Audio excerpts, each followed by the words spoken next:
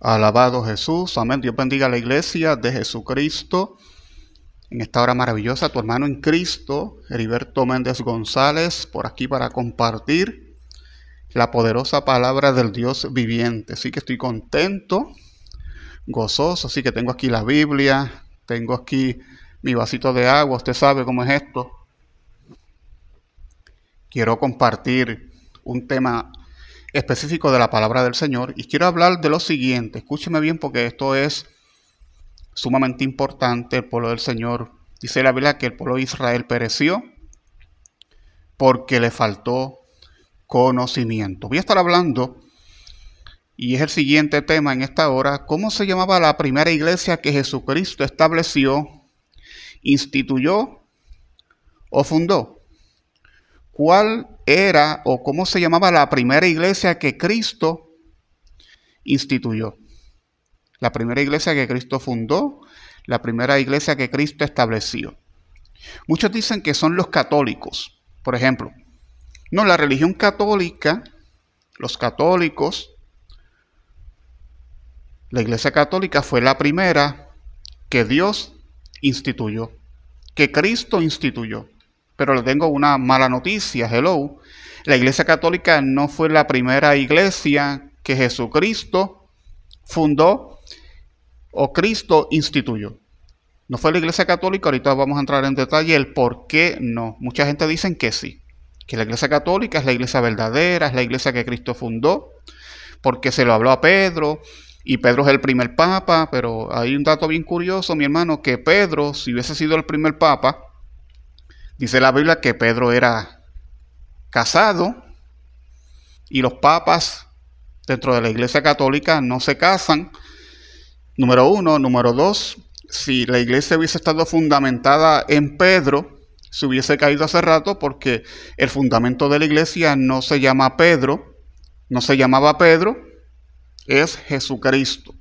Por lo tanto, muchos dicen que la iglesia católica es la que Cristo fundó y que los hermanos que se fueron de la iglesia católica son los hermanos separados. Bueno, realmente usted está equivocado. Más adelante voy a entrar en detalle el por qué la iglesia católica no es la iglesia que Cristo fundó. Otros dicen, bueno, si no es la iglesia católica, pues yo creo que puede ser entonces la iglesia pentecostal. Nosotros los pentecostales somos la iglesia que Cristo fundó. Pues le tengo otra mala noticia.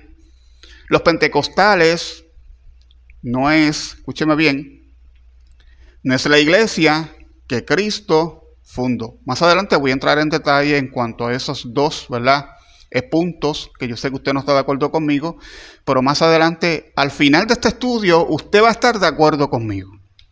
Así que yo le invito para que se mantenga ahí en sintonía, porque es sumamente importante lo que yo voy a estar hablando. Ahora, ¿cómo se llamaba la iglesia que Cristo fundó? Escúcheme bien. La iglesia que Jesucristo fundó se llamaban los del camino. Allí no habían pentecostales, no habían católicos, no habían vision board. Escúcheme bien, no habían asambleas de Dios. No había ninguna iglesia que se llamara de esa forma, sino que se llamaban los del camino. Vamos a ir a la palabra para probárselo por las escrituras. Voy a ir a Hechos capítulo 9, versos 1 y 2.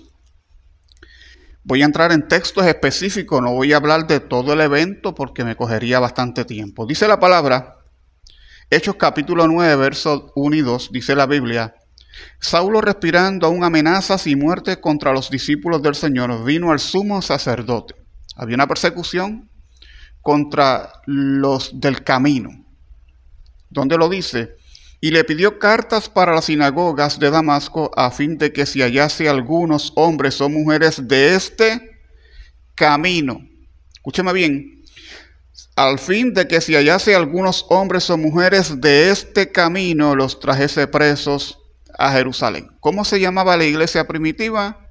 Los del camino. Seguimos aquí hablando de la palabra. Por ejemplo, si voy al verso 8 y 9 de este mismo capítulo de Hechos de los Apóstoles, mejor vamos a ir al capítulo 19, que entra en un detalle bien específico que quiero que usted lo entienda en esta hora. Por ejemplo, Pablo en la sinagoga. Si nos vamos a Hechos capítulo 19, Pablo estaba en la sinagoga predicando el evangelio de nuestro Señor Jesucristo. Dice la palabra, Hechos capítulo 19, versos 8 y 9. ¿Qué dice la Biblia? Escúcheme bien. Y entrando Pablo a la sinagoga, habló con denuedo por espacio de 3 meses, discutiendo y persuadiendo acerca del reino de Dios. El apóstol Pablo estaba hablando del reino de Dios. Ya se había convertido, ¿verdad? En el primer texto hablé de que Saulo perseguía a la iglesia y eran los del camino. Pero en este texto en particular, en este capítulo y versículo, ya Saulo de Tarso se convirtió al evangelio y dice la Biblia que entraba en la sinagoga discutiendo y persuadiendo acerca del reino de Dios. Pero endureciendo a algunos y no creyendo, maldiciendo el camino delante de la multitud. ¿Qué camino eran los que ellos maldecían? El camino, escúcheme bien, delante de la multitud.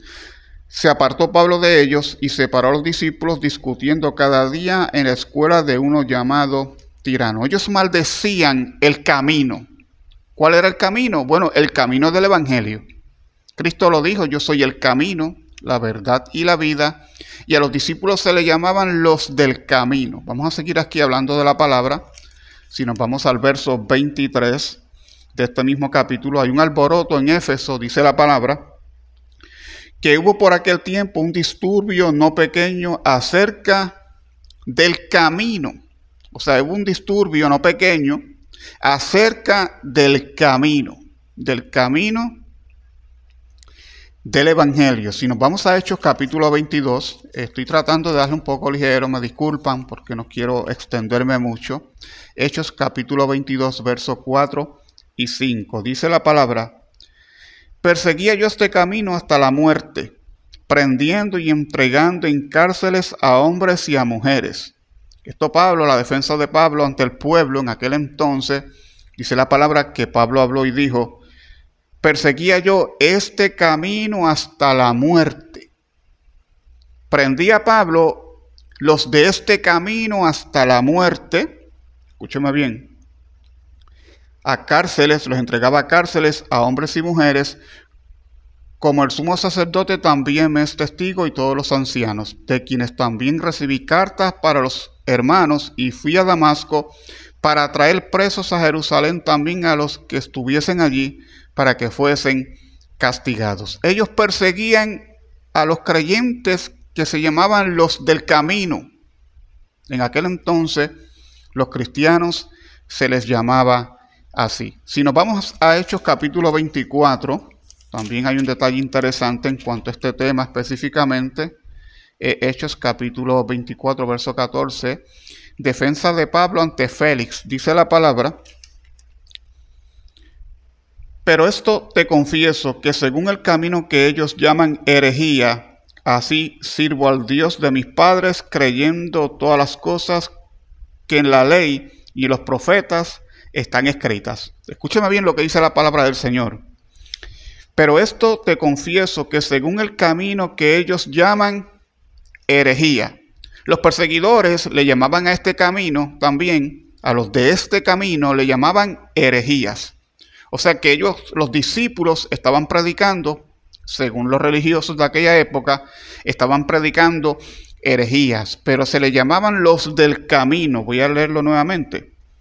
Pero esto te confieso, que según el camino que ellos llaman herejía, así sirvo al Dios de mis padres, creyendo todas las cosas que en la ley y en los profetas están escritas, teniendo esperanza en Dios, la cual ellos también abrigan, de que ha de haber resurrección de los muertos, así de justos como de injustos.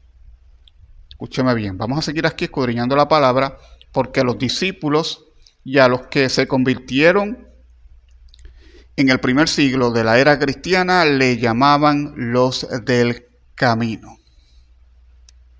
Ahora, la pregunta que tenemos que hacernos en esta hora, usted puede estos textos leerlos nuevamente en su casa con más calma, ¿verdad? Con más detenimiento. Ahora, ¿por qué no pueden ser los católicos, la iglesia? Escúcheme bien. ¿Por qué la Iglesia Católica no puede ser la iglesia que Jesucristo fundó, que Jesucristo instituyó? ¿Por qué? Escúchame bien con mucho cuidado. Porque después de casi 3 siglos, ¿cuántos pasaron? Casi 3 siglos, mi hermano. Si la Iglesia Católica hubiese sido la iglesia que Cristo hubiese fundado, pues no hubiesen pasado casi 3 siglos para que comenzara. Hello. La iglesia comenzó el día de Pentecostés con 120 judíos que estaban esperando la promesa del Espíritu Santo y se le llamó en aquel entonces los del camino. También se le llamó cristianos por primera vez, eso lo vamos a ver en un texto específico más adelante. ¿Por qué no pueden ser los católicos, la Iglesia Católica, los que militan en la religión o en la institución católica? Porque ellos no son la iglesia verdadera. ¿Por qué? Por muchas razones. Después de casi 3 siglos de persecución hacia los cristianos dentro del Imperio Romano, escúcheme bien, el Imperio Romano persiguió a la iglesia verdadera, a los del camino, los persiguió por casi 3 siglos, escúcheme bien, dentro del Imperio Romano. ¿Qué pasó? En el año 313, después de Cristo, Constantino promulga su propio edicto de tolerancia. En otras palabras, se acabó la persecución, en el cual le pone fin a la persecución. El edicto de tolerancia, ya no iban a perseguir más a los creyentes. No podían perseguirlos, mi hermano, porque Cristo dijo que las puertas del Hades no pueden contra la iglesia. Las puertas del Hades no pueden prevalecer contra la iglesia. Se convertían 10, se convertían 20, se convertían miles, los mataban, los perseguían y seguían multiplicándose, mi hermano, porque vuelvo y repito, las puertas del Hades no pueden prevalecer contra la iglesia verdadera de Jesucristo. Y dice la palabra que cesó la persecución. Casi 3 siglos después cesó la persecución. Ahora, en el año 323 después de Cristo se proclama al cristianismo como la religión oficial del imperio. Ahora, el imperio dijo, no, vamos a cambiar la estrategia aquí porque perseguimos a los creyentes y se siguen multiplicando. Pues vamos a cambiar la estrategia. Vamos a hacer lo siguiente. En el año 323, como le acabo de decir, hay una proclama al cristianismo como la religión oficial del imperio, mi hermano. Muchos se congraciaron, debo decir, muchos se congraciaron y fueron bautizados en la fe oficial del imperio romano. O sea, se pusieron de acuerdo y se fueron a favor del imperio romano. Una fe que prácticamente no era original, porque simplemente lo hicieron para que el Estado, muchos se vendieron al Estado, por decirlo así, para tener favor del imperio romano. Ahora, hasta el año 376 a.C., los emperadores romanos habían ostentado el título de sumo pontífice. Ellos habían ostentado ese título de sumo pontífice, el cual habían obtenido por conquista de la orden secreta de los sacerdotes babilonios, desde los tiempos de Julio César. Escúcheme bien, de los tiempos de Julio César. Ahora, Damaso, el ambicioso obispo de Roma, este es otro también, que en el año 378 después de Cristo, con el título de sumo pontífice, se unen en una sola persona todas las funciones del sumo sacerdote de la misteriosa y satánica religión babilónica y los poderes eclesiásticos del obispo cristiano de Roma. O sea, ligaron el cristianismo con paganismo. Escúcheme bien, ligaron el cristianismo con el paganismo y entonces comienzan a desviarse de la sana doctrina. Me llamó la atención esto, se lo voy a leer nuevamente porque entiendo que es interesante, que en el año 378 después de Cristo, con el título de sumo pontífice, se unen en una sola persona todas las funciones del sumo sacerdote de la misteriosa y satánica religión babilónica y los poderes eclesiásticos del obispo y cristiano de Roma. Paganismo con cristianismo. Se mezclaron. Las religiones paganas de Babilonia, de los babilónicos, se unieron al cristianismo. dos creencias, creencias paganas con creencias cristianas. Y entonces, ¿qué pasa? Comienzan entonces a desviar la sana doctrina. Yo he escuchado gente que dicen, en esta congregación se predica la sana doctrina.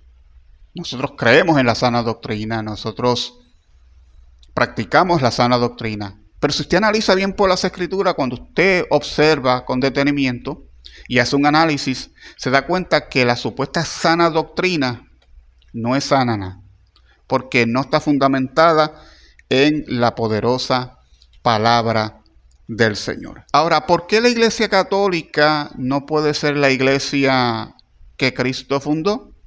Vuelvo y repito, porque la Iglesia Católica Romana comenzó después que terminó la persecución contra la iglesia verdadera, que se llamaban los del camino. Cuando cesó la persecución, entonces la iglesia comienza, no toda, pero hay un grupo grande que comienza a desviarse. Comienzan a desviar la doctrina sana de la palabra del Señor y empiezan a establecer dogmas. La Iglesia Católica tiene muchísimos dogmas. Por ejemplo, y aquí los tengo enumerados para dárselos en esta hora. Escuche bien. En el año 381, organización del culto a María. Ahora, no se trata de Cristo, ahora es María. Santa María, Madre de Dios, ruega por nosotros los pecadores, ahora y en la hora de nuestra muerte. Amén. O sea, la gente de ahí en adelante comenzó a darle el culto a María, pero no es la verdadera María de la Biblia, que no está exigiendo ningún culto a su favor, mi hermano, porque Cristo lo dijo bien claro, que cuando ores, ora al Padre, y el Padre que ve en los secretos te recompensará en público. María no necesita adoración, no necesita que usted clame a ella, pero los cultos babilónicos que se adoraban a otros dioses o a otras diosas se mezclaron con el cristianismo y entonces organizaron el culto a María. Ahora, en el 593, introducción de la doctrina del purgatorio. O sea que si usted comete pecados veniales son pecaditos pequeños, que no son graves. ¿Ven? ¿Sabe? Una mentirita blanca. ¿Cuántos han cometido mentiras blancas? Alaba.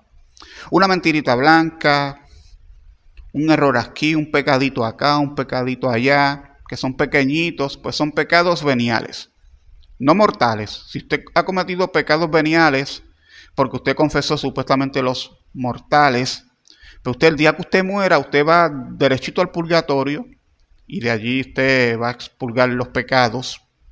Hello. Y cuando usted esté allí, que se purifique, entonces usted sale del purgatorio y sube a la presencia del Señor.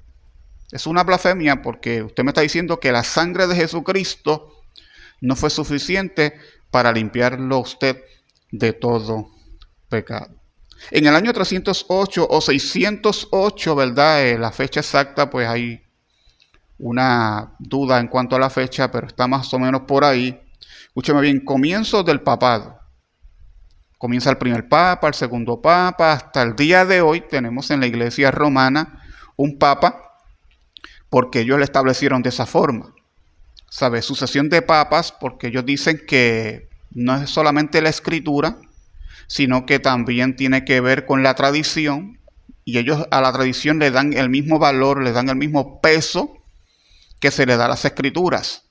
¿Sabe? Y solamente los papas y los que están allá dentro de ese Vaticano, los líderes, son los únicos que pueden interpretar las escrituras.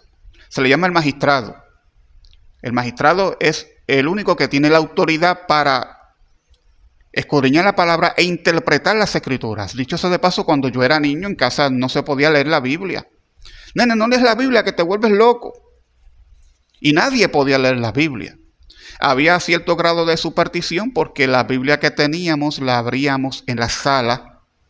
Una Biblia grande abierta para que se vayan los malos espíritus. Ay, mi madre.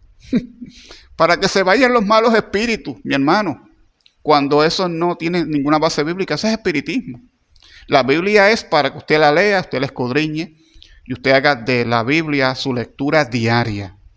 Pero lamentablemente así nos criamos y eso fue lo que nosotros aprendimos. Ahora, en el año 787, el culto a las imágenes y a las reliquias. Comenzaron a hacer imágenes y se le daba culto a las imágenes, que tienen ojos y no ven, boca tienen y no hablan, piernas tienen y no caminan, manos tienen y no palpan, oídos tienen y no te oyen. Semejantes a ellos son aquellos que confían en ellos. ¿Usted confía en eso? Usted está peor que ellos. Sí, usted está peor que ellos, porque usted está confiando en una imagen. ¿Usted sabe lo que es rebajar a Dios a una imagen? No, hermano, es que lo que yo estoy pensando es que nosotros adoramos a Dios a través de la imagen. No es que Dios sea una imagen. Eso es antibíblico. La palabra de Dios no me dice a mí que usted tiene que adorar a Dios a través de una imagen. Bendito Jesús. Mira, los israelitas cuando Moisés subía al monte, que se tardó 40 días y 40 noches, escúcheme bien, Moisés no bajó a tiempo, supuestamente, y los israelitas hicieron un becerro de fundición y adoraron a Jehová a través del becerro. Y eso es idolatría. Escúcheme bien. Ahora, en el año 1000, canonización de los santos. Hay personas que hicieron buenas obras, se portaron bien, y la Iglesia Católica los tiene como si fueran dioses. Porque ahora hay que hacerle cuadros a ellos, prenderle una velita, porque ellos también pueden interceder, porque ellos los canonizan, escúcheme bien, los hacen santos, porque ellos entienden que esa persona pues tiene la capacidad de interceder por ustedes, porque yo he visto personas que le prenden velas y los tienen en los cuadros puestos en sus casas, como si esa persona tuviese un valor espiritual, como si fuese Dios. Y no lo es. Escúcheme bien. En el año 1100, culto a los santos y a los ángeles. Ahora también hay que darle culto a los santos, a los discípulos, a todos los hombres de la Biblia, a los que murieron. También se le dan culto, se le rinde culto a ellos y a los ángeles. A los ángeles no se le rinde culto, mi hermano. Hay gente que le rinden culto a los ángeles, eso no es bíblico. Eso se llama idolatría. Ahora, en el año 1100, el sacrificio de la misa declarado oficial. Ellos dicen que cuando se le da la Santa Cena a la gente, ese pan y ese vino, otros le llaman la hostia, eso no es nada malo, ¿verdad? Decir hostia, ese pedacito de pan y ese vino se convierte literalmente, dicen ellos, en el sacrificio de Cristo. La Biblia me dice a mí que cuando se hace eso, es un recordatorio de la muerte de Jesucristo. No es que se convierte literalmente en el sacrificio de Cristo, porque Cristo no puede morir muchas veces, mi hermano. Él murió una sola vez y para siempre. Eso se conoce como la transubstanciación, si lo pronuncié bien. O sea que el sacrificio de Cristo o el simbolismo se convierte en el sacrificio literal de Jesucristo y Cristo muere en cada misa. ¿Y cuántas veces va a ser crucificado? Una sola vez y para siempre fue crucificado. Solamente un recordatorio de que Cristo murió en la cruz del Calvario. Ahora, escúcheme bien. En el año 1123, el celibato del sacerdocio declarado obligatorio. O sea que los sacerdotes no se pueden casar, porque así le sirven mejor a Dios. ¿Verdad qué bonito suena? Lo que pasa es que si este hombre, este dicho sacerdote, o varios de ellos, o muchos de ellos, no tienen el don de contingencia, escúcheme bien, tienen una necesidad sexual, porque es normal en los hombres, y no pueden contenerse, van a pecar delante del Señor, porque la iglesia les exige que no se pueden casar, que tienen que mantenerse solos. ¿Y cuántos escándalos han habido allá en el Vaticano de hombres, sacerdotes, teniendo relaciones sexuales con las monjas, porque son seres humanos con necesidades, hello. Pero como les prohíben casarse, pues ellos tienen que tratar de aguantar, ¿verdad?, ese deseo, pero les es imposible porque son seres humanos, vuelvo y repito, con necesidades, pero la Iglesia Católica les prohíbe que se casen. La Biblia lo dice en el Nuevo Testamento, que prohibirán casarse. Y aún dice la Biblia que también van a prohibir alimentos, que la gente pueda digerir alimentos que Dios creó. Falsas doctrinas, mucha falsedad, bendito sea el Señor. Ahora, en el 1160, los 7 sacramentos son declarados oficiales. Ahora mismo no los tengo, ¿verdad?, enumerados en mi mente, pero son 7 sacramentos. Yo cuando era niño, a mí me llevaban a la Iglesia Católica, yo cumplí con todos los sacramentos, y después que cumplí con ellos, ya yo estaba salvo, mi hermano. Ya no tenía que hacer nada. Semejante ignorancia, alabado Jesús.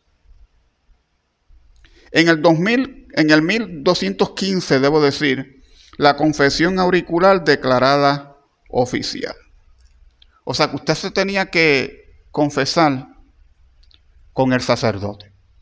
Usted tenía que ir donde el sacerdote y confesar sus pecados delante de él para que él pueda absorberte de todo pecado. Eso lo enseña la Iglesia Católica Romana. En el 1229, la prohibición a los laicos leer la Biblia. O sea, como dije hace varios minutos, la Iglesia no podía leer las Escrituras, porque ellos eran los que lo interpretaban. En el 1303, salvación solo en la Iglesia Católica. O sea, que Cristo no te salva la Iglesia Católica. O sea, que usted tiene que hacer sacramentos, serle fiel a la Iglesia Católica, cumplir con todos los dogmas de la Iglesia para que usted pueda ser salvo. Cuando la Biblia me dice a mí que la salvación no es por obra para que nadie se gloríe, ni mucho menos decir que la salvación solo es en la Iglesia Católica, porque la palabra del Señor me dice a mí que solamente en Cristo hay salvación, porque no hay otro nombre dado a los hombres por el cual podamos ser salvos. En el 1439, el purgatorio declarado oficial. En el 1546, ¿verdad? Primero yo hablé aquí del purgatorio, fue la introducción de la doctrina, que fue en el año 593, pero se hace oficialmente porque primero ellos introducen la doctrina y después la toman como que le ponen un sello que es parte de la Iglesia Católica. En el 1546, la tradición de la Iglesia es igual a la Biblia en autoridad. Como yo dije hace varios minutos, ellos usan la tradición y le dan el mismo peso de valor a la tradición y a la Biblia. Juntamente tienen la misma autoridad. O sea que usted puede creer en la Biblia, pero si usted viola las tradiciones, usted está mal según ellos. En el 1854 se oficializa la Inmaculada Concepción de María. O sea que María no tuvo más hijos. María tuvo a Jesucristo y a más ninguno. Pero María después se casó con José. Y si José se casó con María no era para mirarla, mi hermano. Era para tener intimidad, para tener hijos, para tener una familia. Dicho sea de paso, cuando María tuvo a Jesús, dice la Biblia que tuvo el primogénito. No dice que tuvo el unigénito. Cristo es el unigénito del Padre. Pero dice que de María, María tuvo el primogénito. Y si dice que tuvo el primero es porque detrás de él vienen los otros. Hello. ¿Usted nunca se ha puesto a pensar en eso? Si tuvo el primogénito, pues porque detrás de él vienen los otros. Hello. Y si María tuvo más hijos, que la Biblia lo especifica que sí los tuvo, porque Cristo fue el primogénito. No dice unigénito, dice primogénito. Ella no era una pecadora por tener hijos, mi hermano. María se casó con José y tuvo hijos, y eso es normal en cualquier matrimonio. Alabado Jesús. Escúcheme bien. En el 1870 se oficializa la infalibilidad del Papa. Válgame, aquí sí que hay un problema. Lo que diga el Papa, eso es. Lo que diga el Papa, hay que hacerlo. O sea, él no se puede equivocar como hombre. Lo que él dice, esa es la autoridad. Cuando la autoridad del creyente tiene que ser la Biblia, no un hombre, no un papa, no un evangelista, no un pastor, mi hermano, es la palabra del Señor. Y en el 1950 se oficializa la asunción de María al cielo. O sea que cuando Cristo ascendió a los cielos, escúcheme bien, cuando Cristo ascendió a los cielos, se llevó también a María. María también ascendió a los cielos con Jesús. ¿Dónde está eso en la Biblia? No se encuentra en las Escrituras. Simplemente son dogmas de la Iglesia Católica que comenzaron en el tercer siglo de la era cristiana. Por esa razón, mi hermano, la Iglesia Católica no es la iglesia verdadera, no es la iglesia que Cristo fundó, que Cristo estableció en el primer siglo. La iglesia del primer siglo se llamaban los del camino. Ahora, Heriberto, te pregunto, Heriberto, a lo mejor usted me está haciendo esa pregunta. ¿Y si la Iglesia Católica no es la iglesia que Cristo fundó? Pues entonces tienen que ser los pentecostales. La iglesia que Dios fundó, porque el pentecostal es la iglesia. Los pentecostales son los hermanos en la fe que son de Espíritu Santo y fuego, de visiones, de revelaciones. Pues le tengo también una mala noticia. El movimiento pentecostal tampoco es la iglesia que Cristo fundó en el principio. Suena chocante, pero es la realidad. Ahora, escúcheme bien con mucho cuidado. El movimiento pentecostal, por así decirlo, es una vertiente del cristianismo. Escúcheme bien, ¿por qué? Porque a principios del siglo XIX, en la calle Azusa, en Los Ángeles, en el 1906 específicamente, comenzó este movimiento de hablar en otras lenguas. Yo no tengo problema con que usted hable en otras lenguas. No tengo problema. Ahora, el problema es que la gente habla en otras lenguas, escúcheme bien, pero nadie interpreta. Y cuando la Biblia me dice a mí que si alguien habla en lenguas, otro interprete. Yo he visto gente hablando en lenguas aquí, acá y allá en los cultos y no hay intérprete. Lo que hay es un desorden. Y muchas veces este movimiento que todavía existe, y no estoy criticando a los hermanos como tal, ¿verdad? Estoy hablando del movimiento y hermanos pentecostales que si Cristo viene se van con el Señor. Porque son gente que aman a Dios, son gente que quieren buscar a Dios de corazón, son gente que muchos son sometidos a la palabra del Señor. Y esa parte pues yo tengo que aplaudirla, alabado Jesús. Son gente buena, son gente de Dios, los conozco muchos personalmente, pero se dejan llevar por las emociones, por las visiones, por las revelaciones, que Dios me dijo, que Dios me mostró, que tuve un sueño. ¿Sabe? Hay que tener cuidado con estas cosas porque sacamos la palabra del Señor, porque estamos centralizados en las emociones, estamos centralizados en las visiones, estamos centralizados en hablar en otras lenguas. Y vuelvo y repito, yo no tengo nada en contra de esto, pero muchas veces se habla en otras lenguas, no hay intérprete, lo que hay es un desorden. Y realmente el movimiento pentecostal es una vertiente del cristianismo que nació en el siglo XIX en la calle Azusa, en Los Ángeles, específicamente en el 1906. No viene del Pentecostés que habla la Biblia, del capítulo 2 del libro de los Hechos de los Apóstoles. Eso es otra cosa, mi hermano. Lo que pasa es que aquí hay un problema bien interesante y a la misma vez preocupante. Lo voy a explicar por qué. El Espíritu Santo descendió el día de Pentecostés. Lo sabemos por la Biblia, ¿verdad? 120 judíos estaban allí y cayó el Espíritu Santo. Entonces el movimiento pentecostal, vuelvo y repito que es una vertiente del cristianismo, dicen que hubo un mover del Espíritu porque cayó el Espíritu Santo. Entonces, ¿cuántas veces va a caer el Espíritu Santo? Cayó una sola vez el día de Pentecostés. Y todos los que vienen a Cristo reciben al Espíritu Santo y son llamados a ser llenos del Espíritu Santo. Pero no hay otra venida del Espíritu Santo. Ya llegó el Espíritu Santo al día de Pentecostés. Pero ellos dicen que hubo un movimiento donde el Espíritu Santo cayó. Pero es que el Espíritu Santo cayó, mi hermano, descendió el día de Pentecostés. Alaba. El día de Pentecostés. No es que el Espíritu Santo cayó de nuevo, porque no hay dos segundas venidas del Espíritu Santo. Vino una sola vez. Ahora, no puedo entrar en mucho detalle en esto, ¿verdad? Quizás en el futuro lo haga, tal vez, si el Señor me lo inquieta, a lo mejor pues hablo de otros temas, porque yo creo que tenemos que enseñar la palabra. Yo sé que esto ofende, yo caigo mal, porque es que me pongo empachoso muchas veces. Sí, la gente no le gusta esto, ¿sabes? Porque la verdad hay que predicarla, ¿sabes? No queremos ofender, yo no quiero ofenderte, ¿sabes? Pero esa es la realidad.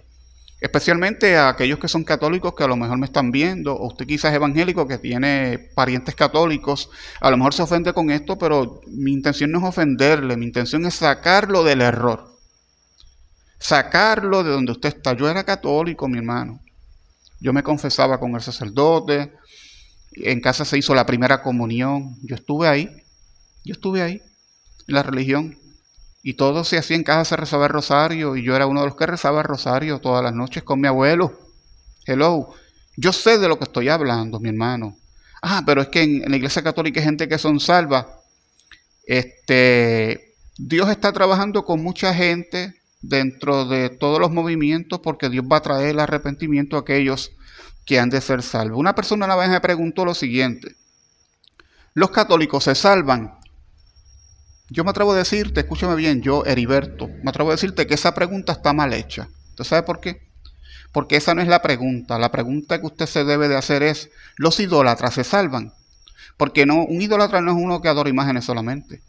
Hay evangélicos que son idólatras. Aman más al dinero que a Dios. Aman más la familia que a Dios. Aman más los bienes materiales que a Dios. ¿Sabe? Aman más al carro que a Dios. Todo lo que usted ponga primero que el Señor es idolatría. Por lo tanto, la pregunta debe de ser la siguiente, y vuelvo y la repito: ¿los idólatras se salvan? Bueno, si no se arrepienten, no se salvan. Ahora, usted no puede decir si los católicos se salvan, porque usted me puede preguntar a mí: ¿los pentecostales se salvan? ¿Los carismáticos se salvan? ¿Los asambleas de Dios se salvan? No se trata de la institución, no se trata de la denominación. Se trata del corazón. Cuando el Espíritu Santo trae convicción de pecado, la persona se arrepiente y entonces comienza una vida nueva, llámese católico, evangélico, póngale el nombre que usted quiera, pero yo entiendo que el católico que ha conocido la verdad sale del error. Yo conocí la verdad y salí del error. Y para ir terminando, porque me estoy extendiendo bastante, no era mi intención, pero es que no puedo dejar de hablar de algunos puntos específicamente que son medular en esta hora para la enseñanza. En Hechos capítulo 11, verso 26, ¿qué dice la Biblia? Verso 11, o capítulo 11, verso 26, debo decir, dice la palabra del Señor: y se congregaron allí todo un año con la iglesia y enseñaron a mucha gente, y a los discípulos se les llamó cristianos por primera vez en Antioquía. A los del camino se les llamaban cristianos. Todavía somos cristianos. Hay gente que son calvinistas, otros son arminianos. Mire, mi hermano, yo soy cristiano. Yo soy de Cristo. Porque Cristo es el fundamento de la iglesia. Así que te dejo con este estudio, con esta palabra. Esperamos en el Señor, si te edificó la Biblia, porque estoy predicando la Biblia precisamente, si te edificó la palabra del Señor, yo te invito para que te suscribas a este canal. Y si este video pues fue de tu agrado y quizás te ofendió, ese es el problema, que nos queremos ofender. Ese es el problema, que tapamos muchas cosas en nuestra vida, en la palabra del Señor, no las predicamos porque no te quiero ofender. Pero yo prefiero ofenderte y que tú salgas del error. Y no dejarte así para que usted no se sienta mal. En cierta ocasión Cristo habló bien fuerte, pero le dijo: Señor, te están dejando solo. Se te va a ir la gente. Y el Señor le dijo: ¿te quieres ir tú también? El Señor no le dijo a Pedro: pues, perdona, ¿verdad? Que es que no fue mi intención. Pues, lo siento mucho, ¿verdad? Yo te pido perdón por lo que dije. No. Cristo no le pedía perdón a nadie. Yo no pido perdón cuando predico la palabra. Ahora, si yo como hombre le ofendo a usted, pues yo te pido perdón. Pero yo no pido perdón porque prediqué la palabra. Predicar la palabra para pedir perdón, pues no predico nada. Me quedo callado.